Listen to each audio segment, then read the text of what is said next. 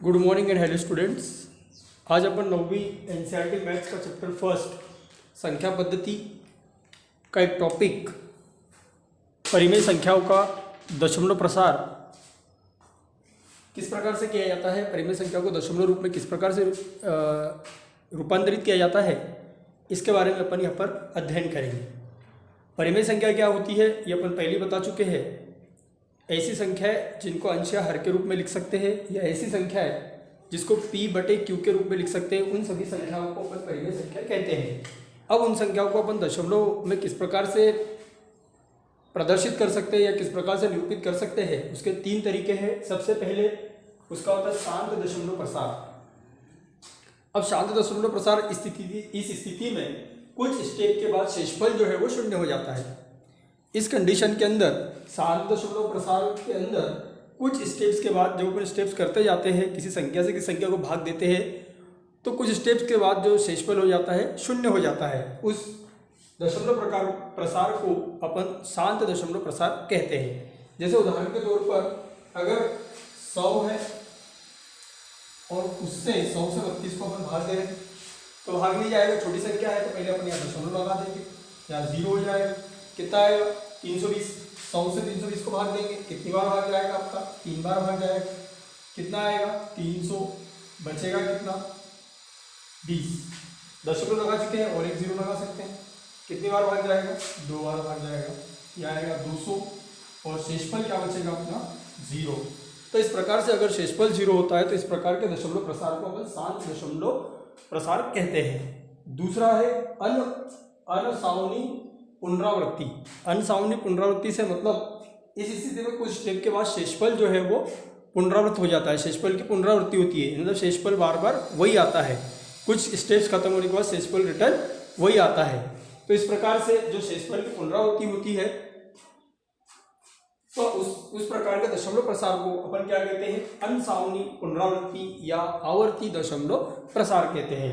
जैसे उदाहरण के तौर पर कोई संख्या 3 है,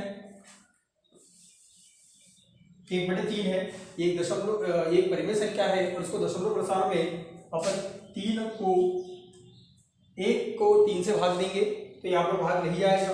तो पहले आपको क्या लगाना होगा, दशमलव लगाएंगे तो 10 हो जाएगा, भाग जाएगा, कितनी बार भाग जाएगा आपका 3 बार भाग जाएगा। यहाँ पर कितना आ जाएगा आपका 9 आ जाएगा। यहाँ पर कितना बचेगा 1 बचेगा। फिर से आपका शेषफल जो है वो 1 बचा, पहले भी शेषफल 1 था और फिर से शेषफल 1 बचा है। तो इस प्रकार से शेषफल की क्या होती है, पुनरावृत्ति होती है। पहले भी शेषफल 1 था और अभी भी शेषफल 1 और अपन भाग देते जाएंगे तो हर बार शेषफल 1 बचता ही जाएगा। तो इस प्रकार का जो दशमलव प्रसार होता है उसको अपन कहेंगे अनसावनी या पुनरावृत्ति या आवर्ती दशमलव प्रसार कहेंगे। और तीसरा होता है न अनसावनी और न पुनरावृत्ति। एक ऐसा दशमलव प्रसार है नहीं तो इसके अंदर शेषफल जो है ना ही शून्य होता है और ना ही शेषफल की पुनरावृत्ति होती है। इसलिए इस प्रकार के दशमलव को क्या कहते हैं, अनसावनी एंड न पुनरावृत्ति। न अनसावनी है और ना ही अनसावनी का मतलब कि वो खत्म नहीं होता, शेषफल जो है वो खत्म नहीं होता, शेषफल जो है वो टर्मिनेट नहीं होता, शेषफल खत्म नहीं होता। तो इस प्रकार के शेषफल को, इस प्रकार के दशमलव प्रसार को कहते हैं न अनसावनी और न पुनरावृत्ति। भाई मतलब वो अनसावनी है और ना ही उसकी पुनरावृत्ति होती है। तो न शेषफल शून्य होता है और ना ही शेषफल की पुनरावृत्ति होती है। इसके अंदर उदाहरण दे सकते हैं अपन। उदाहरण में हो जाएगा आपका कर्ली 2 हो सकता है या फिर पाई हो सकता है। पाई का मान क्या होता है 22/7 होता है और 7 से अगर 22 को भाग देंगे तो इसके अंदर शेषफल ना ही 0 होगा और ना ही शेषफल की पुनरावृत्ति होती है। ये परिमेय संख्या का 3 प्रकार से अपन दशमलव रूपांतरण कर सकते हैं। अब इसके अंदर आगे अपन प्रश्नावली 1.3 करते हैं और प्रश्नावली 1.3 के अंदर पहला प्रश्न है, निम्नलिखित भिन्नों को दशमलव रूप में लिखिए। जो भिन्न है, जो परिमेय संख्या है, उनको भिन्नों को ही अपन परिमेय संख्या भी कह सकते हैं। उन भिन्नों को अपने को दशमलव रूप में लिखना है और बताइए कि प्रत्येक का दशमलव प्रकार किस प्रकार का है और अपने को ये भी बताना है कि उसका जो दशमलव प्रसार है वो किस प्रकार का है। इन तीनों में से किस प्रकार का उसका दशमलव प्रसार आएगा।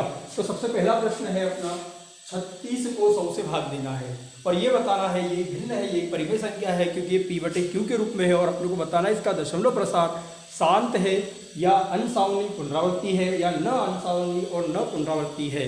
तो इसके लिए अपन क्या करते हैं, 100 से 36 को भाग देते हैं।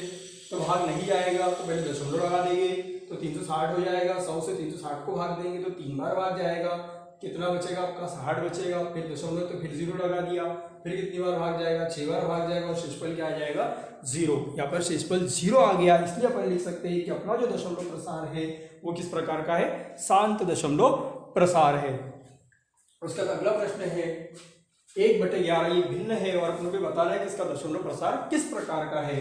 तो अपन क्या करेंगे, 11 से पहले 1 को भाग देना पड़ेगा, भाग नहीं जाएगा, दशमलव लगा देंगे तो यहाँ 10 हो जाएगा। फिर भी भाग नहीं जाएगा तो यहाँ 0 लगा देंगे तो यहाँ पर भी 0 बढ़ जाएगा। तो 11 से 100 को भाग देंगे तो कितना 99, 11 के बड़े में 100 से छोटी संख्या 99 आएगी और यहाँ पर कितनी बार भाग जाएगा 9 बार। फिर शेषफल 1 बचेगा, फिर यहाँ पर दशमलव तो 0 लगा सकते हैं और यहाँ फिर 0 बढ़ा दिया तो यहाँ पर भी 0 आएगा। ये सब भाग विधि के नियम है, जब हम भाग विधि करते हैं उसमें ये सब नियम अपन देख चुके हैं। तो यहाँ पर फिर भाग देंगे तो शेषफल कितना बचेगा, 1 बचेगा। तो अपन देख सकते हैं कि पहले भी शेषफल 1 था, यहाँ पर भी हर बार शेषफल क्या बच रहा है, 1 बच रहा है। अतः दशमलव प्रसार अनवसानी और पुनरावर्ती आवर्ती होगा, क्योंकि यहाँ पर क्या हो रहा है, बार बार पुनः आवर्ती होगा। क्योंकि पुनरावृत्ति इसलिए होगा क्योंकि यहाँ पर जो फलन है, जो शेषफल है वो बार बार क्या हो रहा है, वही के वही रिपीट हो रहा है, इसलिए उसको लिख सकते हैं अपन पुनरावर्ती फलन, या फिर सिर्फ पुनरावृत्ति हो रही है, शेषफल की क्या हो रही है, पुनरावृत्ति, ये भी लिख सकते हैं। Thank you very much. बाकी अपन अगले वीडियो में देखेंगे।